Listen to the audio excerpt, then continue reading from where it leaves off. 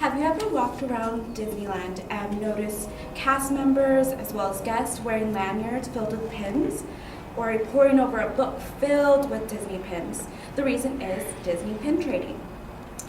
Oh, you should want to learn about this because it is a part of Disney social culture as well as Disneyland history. In this speech, I will be informing you about Disney pins. And according to William A. Darity Jr., an economist and a researcher from the Encyclopedia of Social Sciences, published in 2001, Disney has a hold on Disney culture within its parks. So in this speech, I will be teaching you first about the beginnings of the Disney pin trading. Second, I will be teaching you about Disney present-day pins. And third, I will be teaching you about the future of Disney pin trading. So in the beginning, Disney pins have always been offered inside of Disneyland resorts, Hong Kong, Walt Disney World. It was an inexpensive way for Disney to have souvenirs and someone to take them home. So it didn't officially kick off until the Millennium Celebration of 2000, according to official Disney pin trading guide online. So when this happened, Disney started setting up tables all around Disneyland, set up cast members with lanyards filled with different pins, as well as they set up guidelines. So they are as follow, that when you trade pins, they must have a copyrighted Disney on the back. No monies, gifts, or receipts may be exchanged for pins, only trade pin for pin.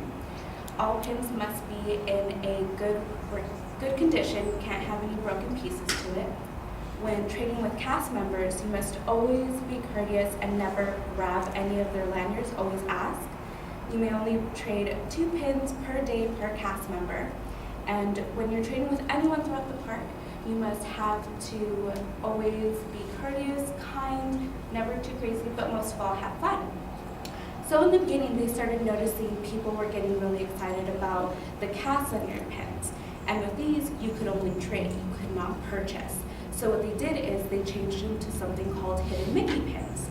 And we'll go a little bit more on during present day pins with that.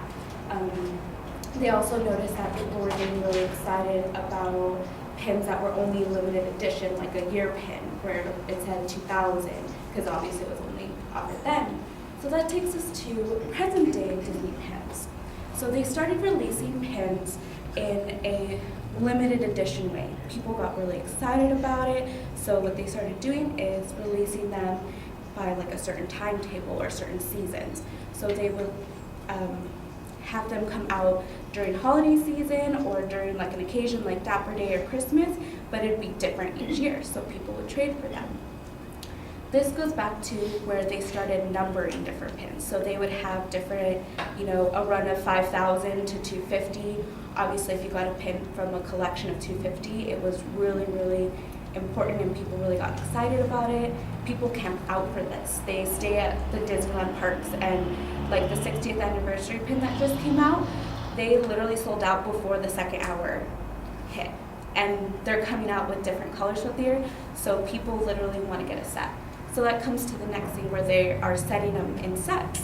So one comes out one month, another comes out another, and this goes into hidden Mickey pins.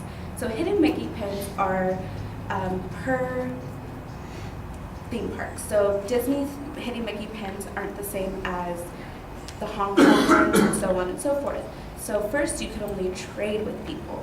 Now you can actually purchase mystery pin boxes. So you can go around and purchase like a little mystery box of a set, and you can get 3 of the same, but you still get to trade with everyone, so it's a nice thing. This goes on to our future of Disney pins. With this is, there is no end in sight for this. They're coming out with different ways of having pins. Things are starting to move. Also, things are actually with different pins. They are having, when they refurbish a theme park attraction, they're actually taking little pieces of them now and putting them in little molds of the pin, so you actually take a piece of Disneyland with you or Disney Paris. Also, they're coming out with new pins that are going to be part of a film. So they're taking a film of a different movie and they're cutting them up. So each pin is a different piece of that film and no one has the same exact pin. So from this point, they're really taking things out of Disney. They're actually having conventions where people are having to fly somewhere and they're meeting the designers of pins. They're finding, the inspiration from the pins, and people are going out of their way to not even go to Disney sometimes to see these people.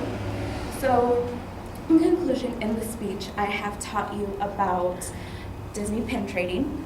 We have learned about the beginnings of Disney pin trading. As well, we have learned about present day pins and the future of Disney pins. So now when you walk around Disney, you know why people have so many lanyards and how crazy people can get. And maybe you can be one of them too.